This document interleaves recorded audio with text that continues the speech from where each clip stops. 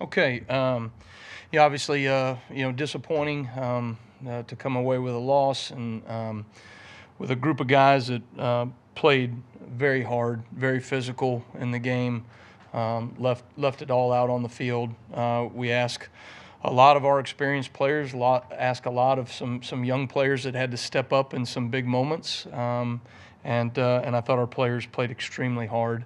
And so it's always challenging. The game does not always reward you for your effort, and our guys certainly recognize the reward and consequence of wins and losses, and how hard you have to be able to continue to work through adversity. I thought they had a really good mentality, took great ownership, us as coaches, them as players, together as a football team, in terms of identifying the things that we've got to continue to build in consistency, so that we can have success in the end, and find a way to win. We had 11 game changers. We had 3 takeaways, 3 sacks, 3 3-and-outs, and then 2 fourth-down stops in the way of missed field goals, that we were able to kind of hold in that high red zone area. I thought we actually stopped the run well, outside of 3 explosive plays. And so you look up, obviously the yardage is not what we want, but you look at how they got those yards. It wasn't 7, 8 yards a carry. It was 3 explosive plays given up. One of them obviously being a quarterback scramble. One of them we were able to create a takeaway on, and then a misfit, a misleverage. We let a guy outside, and they were able to hit a 35-yard chunk on us. So those are things that have to continue to work to get cleaned up. I think that's some of the consistency and execution that we have to continue to provide and build, that we're not there yet, and those explosives obviously are costly. For us, discipline to do your job over and over again is the key, especially against a team like that, that can create explosive plays. I thought there were a lot of great things to point to, but ultimately, you look at it, our goal of the week was 12 game changers. We got 11. It kind of felt like that was the game, is we ultimately needed one more stop. We needed one more play from a defensive perspective, in order to win the game, and we came up short. Those are hard things to deal with as a team, but our players, I think, are ready to go to work and to respond. And some young players that have stepped up last week and are going to be asked to step up moving forward as well. And so I think they're all ready for the challenge. I talked to the players yesterday. All that should be on our minds is, what do we have to do to beat Missouri on Saturday? And anything outside of that is a distraction, and does not keep focus on the main thing. And ultimately, during adverse times, right, that's what you have to do, is keep the main thing, stay focused on the task at hand. And I think our guys are doing a really good job in that.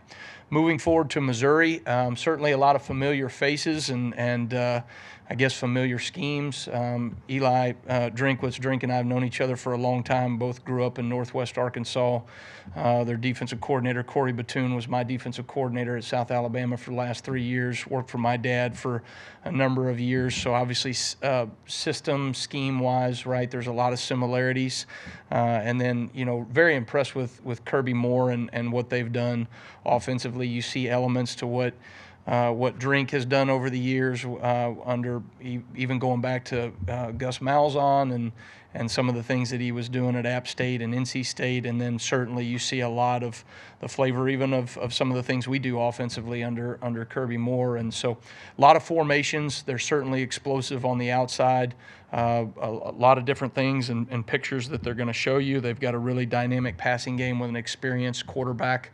I think the dude is a extremely tough player. To be able to go, whatever it was, I think it was the second drive of the game, he was out, and then to come back in the third quarter and really, willed his team to win the game through running the football and scrambling, I thought was really impressive, coming off of an injury. So impressed by their team, impressed by their toughness and their grit, and we'll certainly have a tremendous challenge on Saturday, that we're working very hard to make sure we maximize our opportunities. All right, thanks, Coach. We'll start with Charlie Potter on the right here. Yeah, hey coach, you mentioned Missouri's ability for explosives downfield. Just how concerning is it when you see wide receivers kind of get open deep on a consistent basis? And what do you do to kind of fix that? I think I think for us, right, making sure that you have layers to what you're doing defensively. You want to make sure that you're staying on top of routes. There's times, right, where you're going to challenge routes in the first 10 yards. And so there's different ways of being able to defend the deep ball. So sometimes you want to stay on top of the route. Sometimes you want to defend it right where you're challenging things in the first 10 yards. And even though you may be, step for a step with a guy or whatever it may be, you've disrupted the timing of the route to eliminate some of the deep threats as well. And I think, those are the things that you've got to just continue to be able to harp and work in and mix it. And pressure is most certainly a huge piece to being able to defend some of the long throws downfield as well. Got two questions on the left side. We'll go to Chase and then Colin. You mentioned at the top some young guys had to step in and play football. I assume two of those you're talking about are Kane Wommack and Bray Hubbard. How did they play in your opinion? Well, I thought Bray really did some great things in the game. Obviously, had a huge third down stop when we needed to go 3 and out in that scenario right there and get the ball back for our offense, and he made a hell of a play. I thought he did some really good things in the game. King was asked to do a tough deal. He's played multiple positions, both our field safety and our nickel, the Husky position, and I thought he battled his tail off and made some plays, and ultimately I know he would have loved to have had that last touchdown back, but there's some things that we've got to be able to continue to clean up from a fundamental standpoint and man coverage that he did in certain plays, but ultimately a heck of a play by their team, not taking anything away from it, but certainly he and us would love to have that last touchdown back.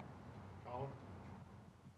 Kind of on top of that, I mean, Keon Sabb and Devonta Smith haven't left the field much for you guys, and I'm curious, with what Bray did, with what King did, and some of the other guys that you mentioned, like what did you learn about your DB depth after the Tennessee game, and kind of how much it is, how little, things like that? Well, I think there's always a next man up mentality. Those guys have to be ready at a moment's notice. You talk about those things. You have a sense of urgency in practice that, the guys that are rolling with the twos have to know that at any given moment, right, they could step in and have major impact on a game.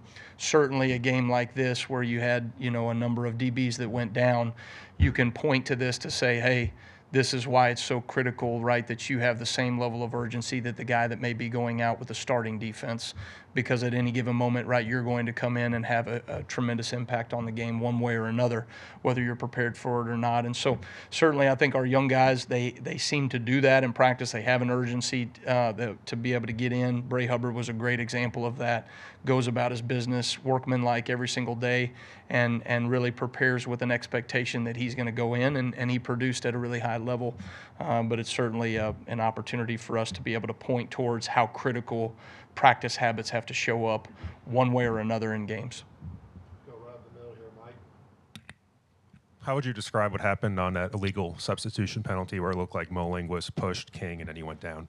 Yeah, I mean, guys, obviously, we tell guys if you're injured or if you're hurt or if you're, pulling up with a cramp, you got to go down in that situation. We're not able to substitute someone when a team is going fast, and so if you're injured, the protocol there is for a guy to go down, and I think we were able. Our training room does a tremendous job, and we got a guy back after however long it was. Any other questions for Coach? Finish up with Katie here on the left. Caitlin talked after the game, about this team hasn't or struggled to play complete football on both sides of the ball. When the offense is doing well, the defense maybe isn't, and vice versa. And I know you're just in charge of one side of the ball, but maybe why do you think that is, and how can that change that this team can play complete football? That's a great question. I mean, those are the things that's the secret sauce, right? How do we play team football, offense, defense, special teams, collectively together to maximize our opportunity to win?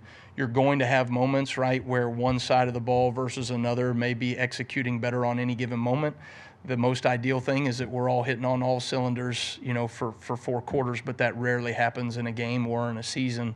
I think as you look at this, there are no excuses, right? The standard is the standard, and you have to find a way to win, and you have to find a way to play complementary football across the board.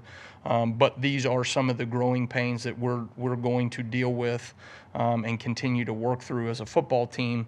But I think there's a ton of confidence in our players and coaches, and knowing that we are taking steps in a direction to be able to have great team chemistry.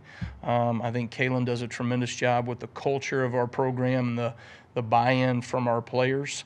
And when you have adverse situations like this, it's always about how you respond. And I think our guys have done a really good job in terms of their response, talking to them yesterday, and then certainly the demeanor that they have this morning. All right, thank you. All right, thanks, guys. Roll Tide.